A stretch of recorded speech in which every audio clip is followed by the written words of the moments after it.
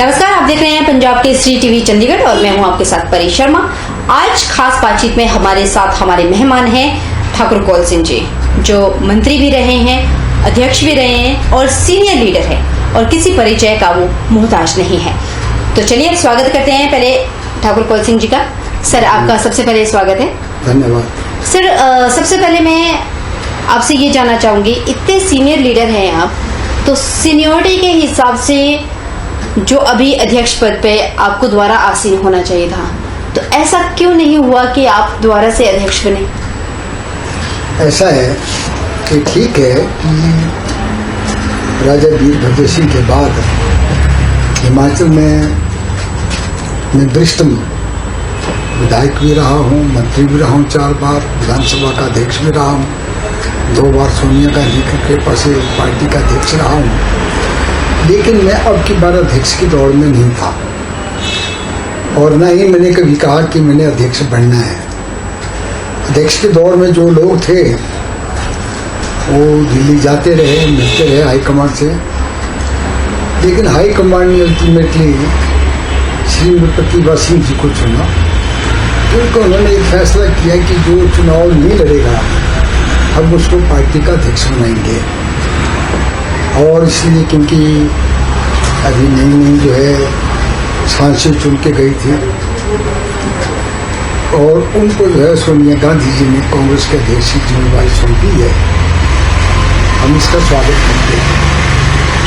अभी मुझे पूरा विश्वास है कि हिमाचल कांग्रेस को मजबूत करने में वो सबका सहयोग लेगी, सबके सहयोग से कांग्रेस पार्टी को मजबूत करेगी और कांग्रेस पार्टी को दोबारा सत्ता में लाएगी, ऐसा मेरा पूरा विश्वास है। सर, जिस तरह से आपने कहा प्रतिभा वीरभद्र सिंह जी को चुना गया है, अध्यक्ष बनाया गया है, लेकिन कुछ अगर हम भाजपा की बात करें तो भाजपा इस चीज को पचा नहीं पा रही। भाजपा का सीधा सीधा ये आरोप है कि जिस तरह से केंद्र में सोनिया गांधी परिवार यानी राहुल गांधी माँ बेटे ने कांग्रेस को डुबोया है, अब हिमाचल की बारी है। कहीं ना कहीं ये बदल का कारण तो नहीं है हिमाचल में भी?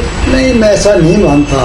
वो तो भारतीय जनता पार्टी के लोग हैं, वो तो ऐसे कहेंगे ही, क्योंकि जो गांधी परिवार है, पहले इंदिरा गांधी रही, फिर राजीव गांधी जी रहे, बहुत अच्छे प्रधानमंत्री साबित हुए।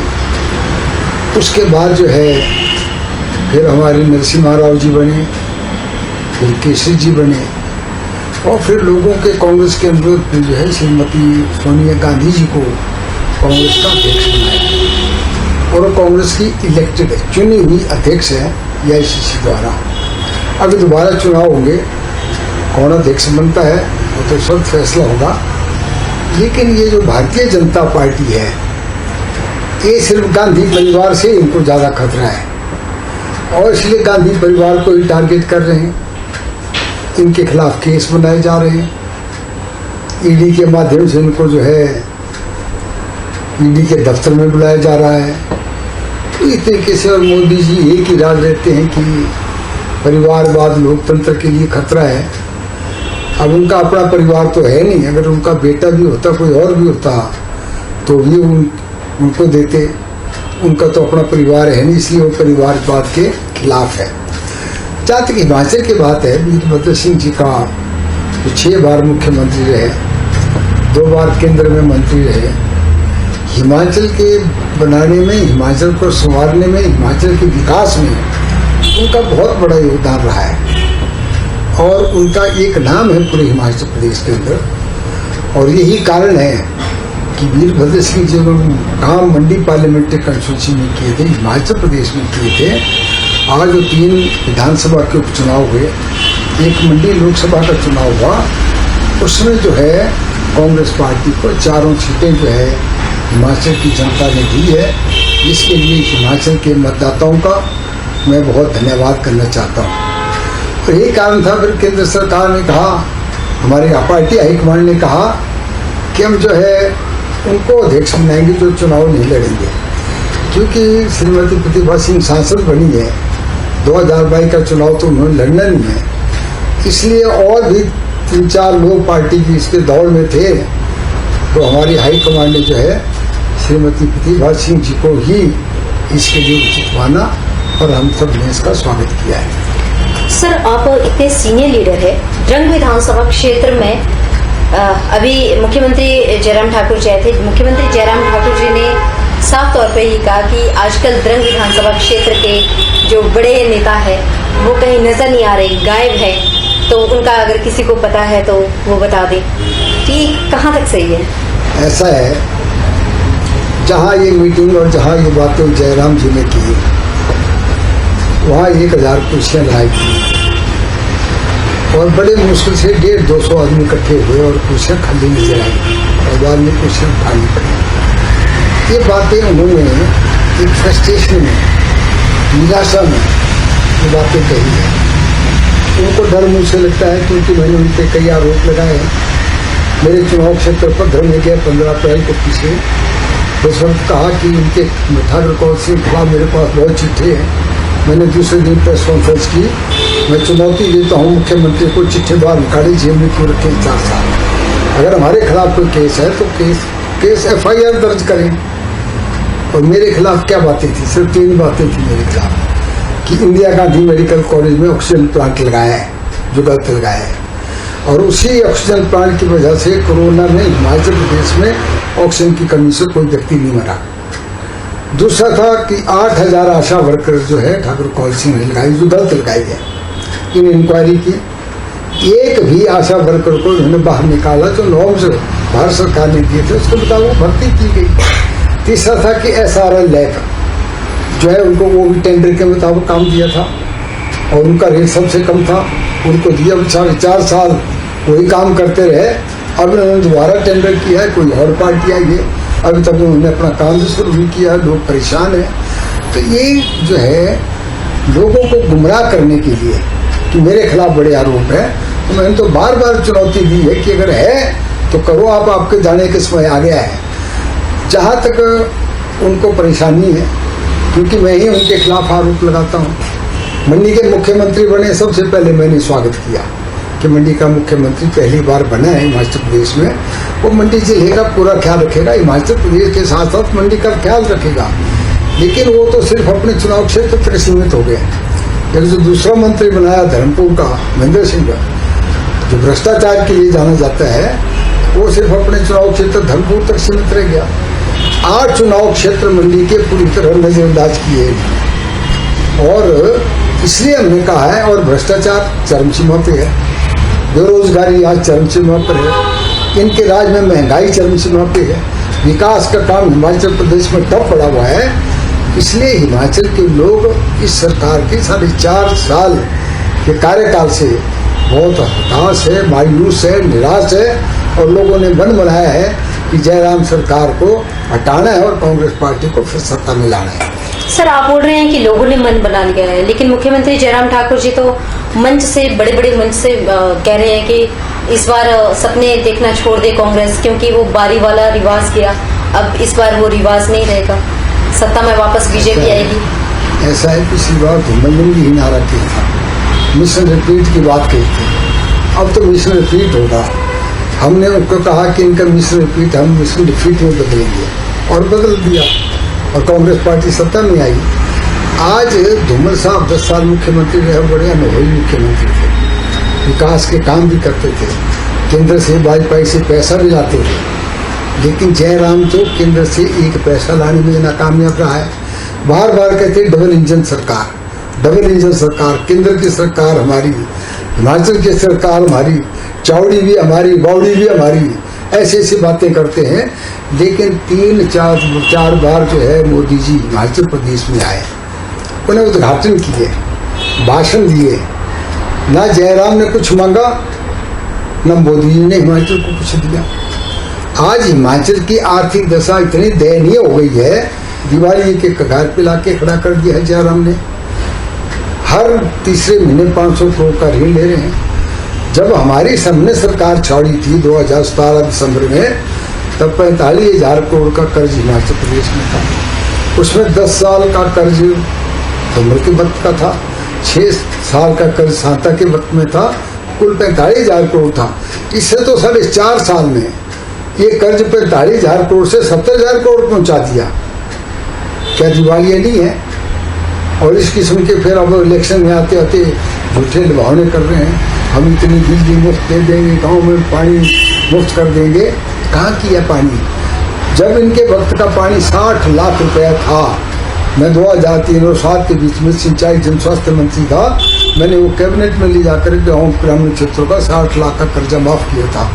उनके जो बिल थे वो सारे माफ किए, और इसके बाद इन्होंने बिल चढ़ाए हैं।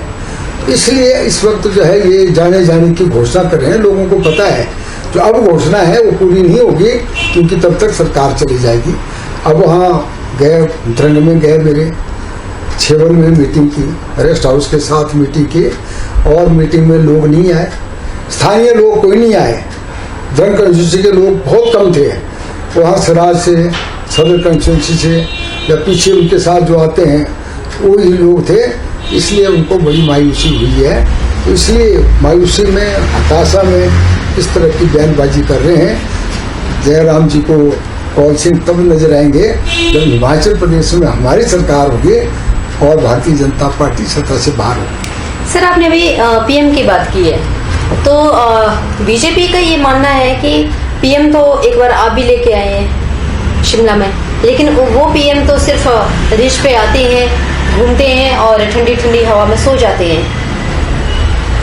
बिल्कुल यही तो मैं कह रहा हूँ। जब भी पीएम हिमाचल में आते हैं तो सिर्फ कांग्रेस जब सेंट्रल गवर्नमेंट से एक बार मनमोहन जी आए थे शिमला, तो उस वक्त के उन्होंने आरोप चढ़े हैं कि जब आए थे उस वक्त उन्होंने कुछ भी नहीं किया। वो आए, ठंडी ठंडी हवा ली उन्होंने और जाके सो गए। ये तो झूठ बोलने में माहिर है। जब मनमोहन सिंह जी शिमला में आए थे, उन्होंने चंडीगढ़ से जो रेल लाइन है बद्दी तक, नालागढ़ तक रेल आज पहुंचाने की बात की थी, और उसी वक्त उसके DPR बन चुके। उन्होंने 8 साल में कुछ नहीं किया, उसकी साल कोई कदम नहीं उठाया। उन्होंने ही कहा था कि ये जो रोहतांग टनल है वो इंदिरा गांधी का स्वप्न था, और मनमोहन सिंह जी ने उसको पूरा किया। 1750 करोड़ रुपया जो है मनमोहन सिंह जी ने इसके लिए दिया, और इन्होंने तो थोड़ा सा पैसा दिया, और उसका शिलान्यास भी सोनिया गांधी ने किया। रक्षा मंत्री मौजूद थे, मैं मौजूद था, धूमल साहब मुख्यमंत्री थे, वो मौजूद थे, राजा वीरभद्र सिंह केंद्र में मंत्री थे, वो मौजूद थे। तो उनकी वो अब जो है उसका नाम रोहतांग टनल रख दिया है। हाँ जी, रोहतांग टनल के साथ वाईफाई का नाम भी डोल दिया है। लेकिन जो हमने शिलान्यास किया था उसकी पट्टिका घायल है, लगानी चाहिए थी। एक लोकतंत्र का तकाजा जो शिलान्यास की उनकी पट्टिका भी होनी चाहिए। ये सब पट्टिकाओं को बदलने का रिवर्स क्या है? क्योंकि कोई सरकार आती है, जैसे पट्टिका किसी की है, फिर सरकार किसी की आती है तो पट्टिका चेंज हो जाती है या तोड़ दी जाती है। ये सारी चीजें क्या है? ये कहाँ किस ओर जा रही है राजनीति? या आपने बिल्कुल ठीक कहा, कांग्रेस पार्टी न पट्टिका बदलती है न पट्टिका को तोड़ता है। मेरे चुनाव क्षेत्र में जयराम की पट्टिका है, धूमल की पट्टिका है, सारी लगी है। लेकिन मेरे चुनाव क्षेत्र में जो मेरी पट्टिका थी, राजा साहब की पट्टिका थी, इन्होंने अब ये 5 साल में ये पट्टिका तोड़ी है। मैंने मुख्यमंत्री को चिट्ठी लिखी, ये जो है पट्टिका अपने लोगों को समझाओ ये क्यों तोड़ रहे हैं, ये लोकतंत्र के खिलाफ है। ये भाजपा के लोग इन पट्टिकाओं को तोड़ते हैं, कांग्रेस पार्टी के लोग कोई पट्टिका आज तक नहीं तोड़ी है, ना हम आगे तो तोड़ेंगे किसी पट्टिका। इसलिए ये तो झूठ बोलते हैं। जब भी मोदी जी आते हैं हम कहते हैं स्वागत है, आए कुछ ना कुछ करके दिखाएं, दिखे जाएं। पिछले आप जानते हैं मंडी में आए, इन्होंने कोल डैम का, दूसरे डैम का जो है पार्वती का, और उसका उद्घाटन किया, लेकिन एक नया पैसा भी नहीं दिया लोगों को। और पीछे इनके 4 साल पूरे हुए, उसमें मोदी जी आए, कितने भीड़ जुटाई उन्होंने, 1500 सरकारी बसें लगाई और 1000 प्राइवेट बसें लगाई। सारा पैसा सरकारी खजाने से दिया। आज तक हमने ऐसा कभी नहीं किया, चाहे प्राइम मिनिस्टर आए चाहे कोई मंत्री आए, हम जो है पैसा पार्टी के फंड से देते थे, न कि सरकारी पैसे से। और मेरा पूरा विश्वास है कि जो मोदी मंडी में आए थे, जो 4 साल का जश्न इन्होंने मनाया था, कम से कम 30-35 करोड़ रुपया इन्होंने सरकारी खर्च से खर्च किया है। ये तो फिजूल खर्ची करने में माहिर है, और मोदी जी ने 1 टका नहीं दिया। और मोदी देते क्या? विपक्ष आवाज क्यों नहीं उठाता? विपक्ष इतना कमजोर क्यों है? विपक्ष हमने तो बात उठाई, मैं तो दूसरे दिन ही प्रेस कॉन्फ्रेंस की। सर सिर्फ आप आवाज उठाते हैं, बाकी कांग्रेस के लोग कहाँ नजर आते हैं? विपक्ष स्ट्रॉन्ग क्यों नहीं है? विपक्ष के नेता आवाज ही नहीं उठाते, कुछ बोलते ही नहीं। हम तो कहते हैं मोदी जी को बलगुल नहीं करते, क्योंकि जयराम जी ने मांगा ही कुछ नहीं। देखा तेरे ड्रीम प्रोजेक्ट है, मेरा एयरपोर्ट बनना चाहिए, बल्लभ एयरपोर्ट बनना चाहिए, मेरा ड्रीम प्रोजेक्ट है। ये 4.5 साल हो गए, इनका ड्रीम रह गया, इनका स्वप्न रह गया। इस दिशा में कोई कदम नहीं उठाए, ना उसके लिए कोई पैसा उन्होंने मांगा। रेल लाइन ले तक जानी थी, उसकी कोई बात नहीं की, उसकी कोई मांग नहीं की। डबल इंजन की सरकार है, कोई मेडिकल कॉलेज मांग लेते, कुल्लू जी के लिए मेडिकल कॉलेज मांग लेते, कोई मेडिकल कॉलेज नहीं मांगा। तो ये डबल इंजन की सरकार ने, मोदी का इंजन जो है वो थक चुका है, और जयराम का इंजन अभी स्टार्ट ही नहीं हुआ है। ये हाल है डबल इंजन सरकार के। सर डबल इंजन सरकार की बात हो रही है, डबल इंजन की सरकार जो नागला टू मंडी 4 लेन की बात हो रही थी, अब वो 4 लेन की जगह अब 2 लेन का झुंझुना लोगों को पकड़ा दिया गया। ये सब क्या है? मतलब 734 करोड़ रुपए इसके लिए आए हैं, लेकिन 2 लेन के लिए ऐसा क्यों, जबकि बात तो 4 लेन की हुई थी? बहुत ही दुर्भाग्यपूर्ण बात है। जब ये पठानकोट चक्की मंडी नेशनल हाईवे डिक्लेयर किया था, तो उस वक्त जो है बंसीलाल जी सरफेस ट्रांसपोर्ट मिनिस्टर और रेलवे मिनिस्टर थे। मैंने उनसे रिक्वेस्ट की, जी बहुत ज़रूरी है, बड़ा ट्रैफिक है इसमें, आर्मी की गाड़ियाँ भी ले जाती है। तो उन्होंने उसको नेशनल हाईवे डिक्लेयर किया 2 लेन का। लेकिन अब आप जानते हैं, उससे पहले 8 साल से पहले इस पर काफ़ी काम हो गया, लेकिन हमारा जो 88 से लेकर के मंडी तक अभी तक वो सिंगल लेन है जी, डबल लेन भी नहीं हुआ, नेशनल हाईवे भी नहीं हुआ। 8 साल में एक नए पैसे का काम इसमें नहीं हुआ। पीछे इलेक्शन होने थे जब विधानसभा के 2017 से पहले, अक्टूबर में आए अपने गडकरी जी आए, उन्होंने कहा 69 नेशनल हाईवे डिक्लेयर कर दिए उन्होंने, 65,000 करोड़ भी साफ कर दिया कि 65,000 करोड़ इस पर खर्च होगा।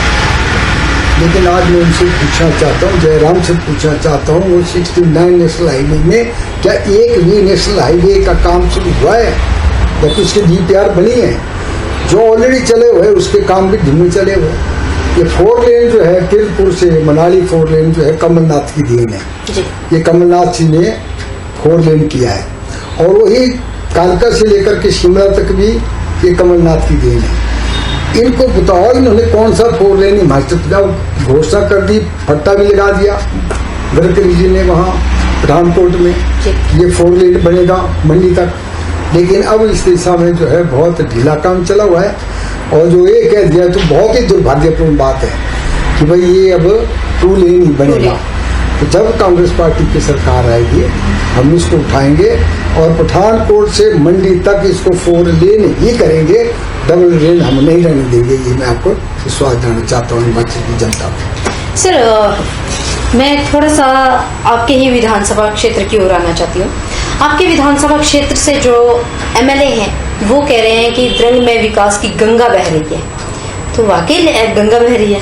बहुत बड़ी गंगा बह रही है, उसमें नहा रहे हैं। ऐसी तरह पानी तो गंगा में भी नहीं बहा जो द्रंग क्षेत्र में बह रहा है। बोलने को क्या है, वो तो बेचारा बोल देता है, उसको पता तो है नहीं ना उसकी चलती है, ना कभी वो मांगता है, मांगता भी नहीं है जयराम से। जैसे जयराम प्राइम मिनिस्टर नहीं मांगता, जो आज जयराम से नहीं मांगता, तो जयराम भी क्या देंगे। और जयराम जी ने तो वैसे ही 8 चुनाव क्षेत्रों को पूरी तरह नजरअंदाज किया, जिसमें धर्म चुनाव क्षेत्र भी शामिल है। अभी जाते जाते धर्म में उस दिन गए 150 आदमी थे, कॉलेज की घोषणा कर दी, यहाँ कॉलेज खोला जाएगा।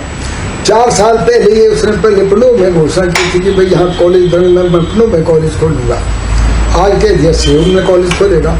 अब कॉलेज कब खुलेगा ये तो जाने वाले हैं, अब 4 महीने इनके रह गए हैं। तो ये सिर्फ उन लोगों को गुमराह करने वाले हैं। जहाँ तक धर्म चुनाव क्षेत्र के विकास का काम है, मैंने पूरे चुनाव क्षेत्र के गांव-गांव का दौरा किया है। लोग कहते हैं कि जो काम आपने जहाँ छोड़े थे ठाकुर साहब, वो काम वहीं से आगे नहीं बढ़े, सड़क नहीं बनी, कोई नई सड़क नहीं बना। तो इसलिए ये कहने को तो कोई नहीं है, वो तो बेचारा कह देता गंगा बहरी, वो तो कहता है जो 4 साल में इतने काम कर दिए तो ठाकुर कौन सी ने 40 साल में नहीं जी। किए। हम कहते हैं हाँ किए, 4 साल में इतनी महंगाई बढ़ गई जो हमारे 40 साल में नहीं बढ़ी। तो ये महंगाई बढ़ने का काम किया, बेरोजगारी बढ़ाने का काम किया, विकास को ठप करने का काम किया, और भ्रष्टाचार चरम सीमा पे हो रहा है, ये काम जो है भारतीय जनता पार्टी की सरकार ने किया। सर 2022 के इलेक्शन नजदीक है, मेरा छोटा सा आपसे सवाल है, क्या कांग्रेस एकजुट हो पाएगी या फिर गुटबाजी फिर बीजेपी को मौका देगी? ऐसा है, एक बहुत महत्वपूर्ण प्रश्न आपने पूछा है।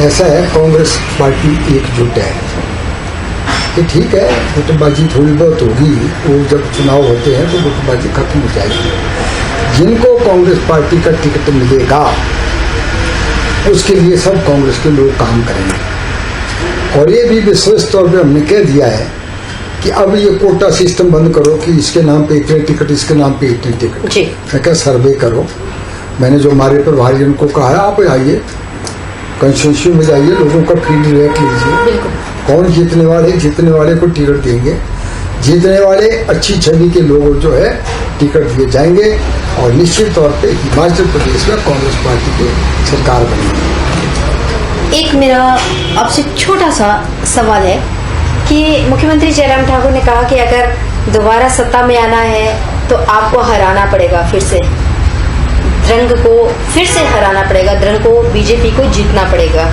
इसका मतलब क्या है? कहीं ना कहीं आपसे डर है या फिर जो लोग कांग्रेस अगर सत्ता में आती है आपको मुख्यमंत्री के रूप में देख रहे हैं, उस चीज का डर है? ये तो स्पष्ट है भी, अगर जयराम किसी से डरता है मंडी में तो मेरे से, इससे जहां भी जाएगा तो सो जाएगा मेरे खिलाफ बोलेगा, चोट में जाएगा मेरे खिलाफ बोलेगा। तो इसलिए नेचुरली वही है, क्योंकि जो जिसका डर होता है उसी के खिलाफ बोलते हैं आदमी। तो जयराम को भी ये पता है कि ठाकुर कौशियों को आपके बाल नहीं हरा सकते, तो इसलिए वो कह रहा है कि भाई अगर सत्ता में लाना है तो ठाकुर कौशियों को रहना है। इसका मतलब ठाकुर कौल सिंह नहीं हारेगा तो ये सत्ता में नहीं आ सकते, तो इसलिए न कौल सिंह हारेगा, और कांग्रेस पार्टी की 45 और 50 के बीच में सीटें हिमाचल प्रदेश में आएगी। हिमाचल की जनता जो है जयराम सरकार से बहुत दुखी है, बहुत भ्रष्ट सरकार है, निकम्मी सरकार है, हिमाचल को दिवाली के कगार पे खड़ा कर दिया है। और सबसे बड़ी बात है, रिसोर्स मोबिलाइजेशन के लिए सरकार ने कोई कदम हिमाचल प्रदेश ने उठाया, इसलिए आज हिमाचल की आर्थिक स्थिति बहुत खराब है। आम आदमी पार्टी को कहाँ देखते हैं? आम आदमी पार्टी का कोई जनाधार नहीं है। पहले उन्होंने कुछ प्रधान बनाए थे, अपने वो प्रधान वगैरह बनाए थे, वो सब चले गए दूसरी पार्टी में, और फिर और कोई महान का बनाया हो, उन्होंने प्रधान बनाया, नए सिरे से कोशिश कर रहे हैं। आम आदमी पार्टी का अभी तक हिमाचल प्रदेश में कोई जनाधार नहीं है। हिमाचल प्रदेश में 2 ही पार्टियां, कांग्रेस और भारतीय जनता पार्टी। कांग्रेस और भारतीय जनता पार्टी का ही मुकाबला हिमाचल प्रदेश में होने वाला है। बाकी जो है Aam Aadmi Party stands nowhere in Himachal Pradesh. Sir, लोगों के लिए कुछ आने वाले विधानसभा चुनाव के लिए 2 शब्द। हाँ, मैं हिमाचल के लोगों से यही निवेदन करना चाहूँगा कि कांग्रेस पार्टी ने जो विकास के काम हिमाचल प्रदेश में किए हैं, राजा वीरभद्र सिंह सरकार ने जो हिमाचल में विकास के काम किए हैं, उनको ध्यान में रखते हुए, और भारतीय जनता पार्टी की जो निकम्मी सरकार है, भ्रष्ट सरकार है, जिसने कहा था कि हम जो है 1.5-2 लाखों को रोजगार देंगे, 98,000 करोड़ की जो है इंडस्ट्री हिमाचल प्रदेश में लगेगी, और करोड़ों रुपये उस पर खर्च कर दिया, लेकिन आज 10,000 से ज़्यादा करोड़ की इंडस्ट्री हिमाचल प्रदेश में नहीं आई है। तो ये भारतीय जनता पार्टी लोगों को ठगने में माहिर है। आज ये महंगाई को रोकने में पूरी तरह नाकाम हुए, भ्रष्टाचार को रोकने में नाकाम हुए, और इसलिए मैं हिमाचल की जनता से अपील करूँगा, जब भी आगे चुनाव होंगे आप कृपया कांग्रेस पार्टी को वोट देंगे और भारतीय जनता पार्टी की सरकार को सत्ता से बाहर करेंगे। तो ये थे ठाकुर कौल सिंह जी, जिन्होंने कई गंभीर आरोप भाजपा सरकार पर चढ़े हैं, और दूसरा ये भी दावा किया है कि आने वाले विधानसभा चुनाव में कांग्रेस ही जीत होगी, कांग्रेस की सरकार बनेगी। तो इसलिए अब तय आप लोगों को करना है। बहरहाल ठाकुर साहब, आपका हमारे साथ आने के लिए बहुत बहुत धन्यवाद। आपका बहुत बहुत धन्यवाद। फिलहाल खास बातचीत में इतना ही। नमस्कार।